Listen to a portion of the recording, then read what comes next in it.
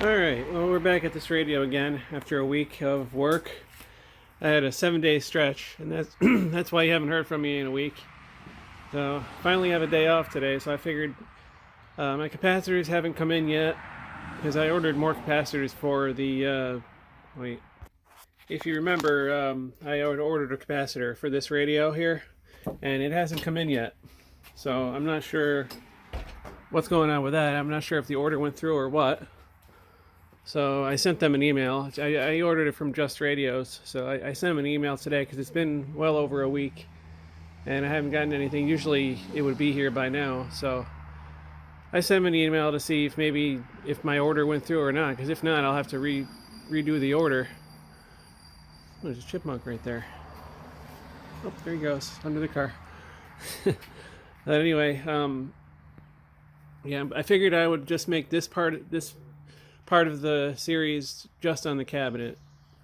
As you can see, I've already started to strip it. I've got most of the paint off of it, but there's still some areas that I still have to do, especially down in here. And it's like they're really hard, like to get in here and stuff. That's pretty hard. So I got this toothbrush, and I'm just gonna try and get the rest of this finish off. And there's some leftover stripper here that I gotta get off, and I'm gonna try to clean it up. But this is my least favorite part of doing a cabinet, is the stripping phase. But once that's done, it'll go a lot easier.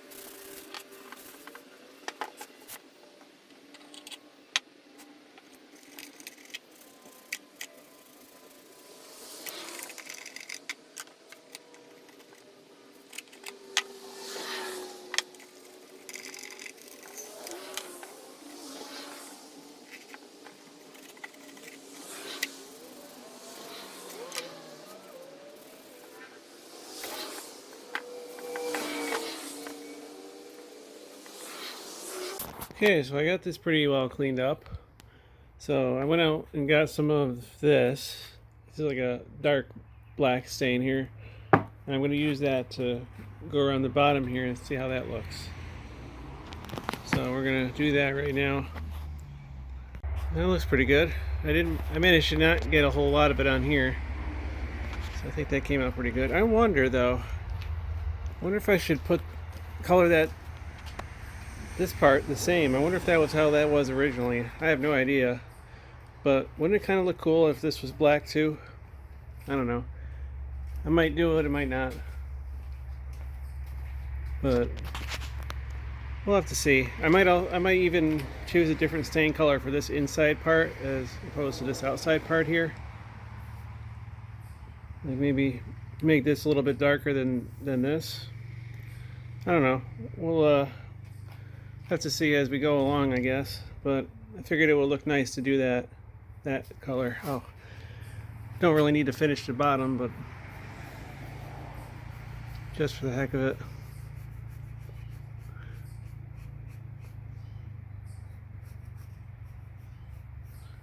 There. Well, while we're waiting for the stain to dry, I'm done with it for today. I figured I'd show this radio. This was my dad's radio. This is a GE Musicphonic radio from probably the late 50s. This was the radio that got me into tube radios. When I was like 6 years old, in 1987, I used to play around with this, and I would turn it on and I'd look in the back and I'd watch the tubes glow. So I figured, yes, and then, by the way, this is still on the bench because I'm still waiting for the capacitors to come in. But anyway, let's see if this still works. It's completely unrestored. No capacitors have been changed in it. So we're just gonna see what it does today. If this is even plugged in. See, you pull it out to turn it on. It's like the old TVs. Let's see if we can see any action back here. Oh yeah, we got tubes glowing.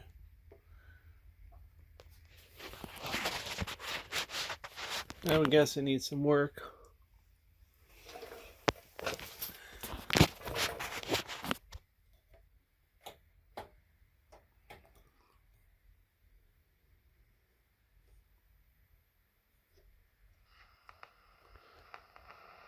Oh yeah, we still got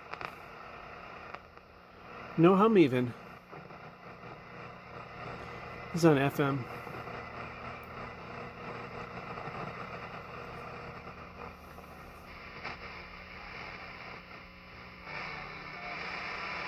Yep. A little bit of a hum.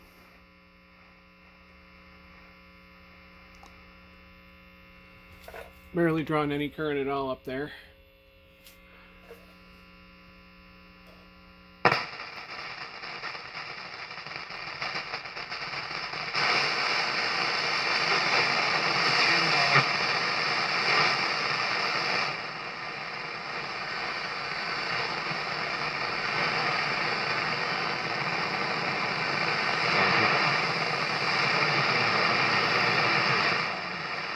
Really picking up a lot. There's a lot of interference. Yeah, it's definitely still working. That's cool. But yeah, this is the radio that got me into tube radios. This is the one I always used to play with when I was little. Alright, well, we're back at this. My tube finally came in yesterday.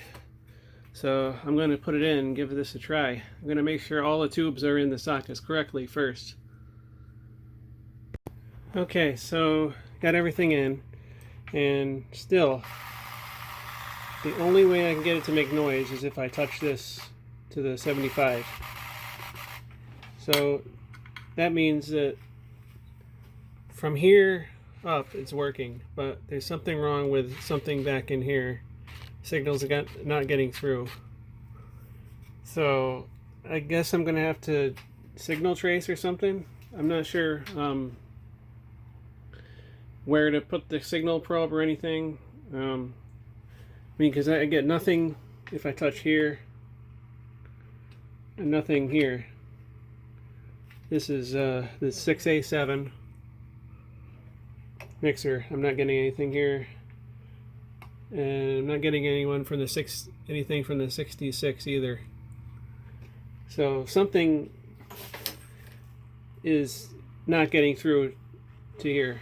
And so I've replaced these tubes, and everyone's in the right socket, and I'm still getting the same results. So I'm thinking either I've got an open coil, or I don't know, but I mean, I can't test the coils because I don't know where they're hooked up, and this schematic is no help. So I guess once again we're dead in the water. I can't proceed any further on this because I don't know. I don't have any direction to go. I've exhausted every option available to me. So I guess that's it for now. I just stand in here and I stare at the thing, and I don't know what to do. So the best thing for me to do is just walk away and maybe come back to it at a later date. But I'm completely stuck. These coils are untestable because look at all these connections in here. You don't know what's what, and there's no way to track it on this schematic. So without tearing the whole radio apart, which I don't really want to do, there's going to be no way to test those coils. There's 1, 2, 3, 4, 5 of them. So yeah, we're dead in the water again, folks.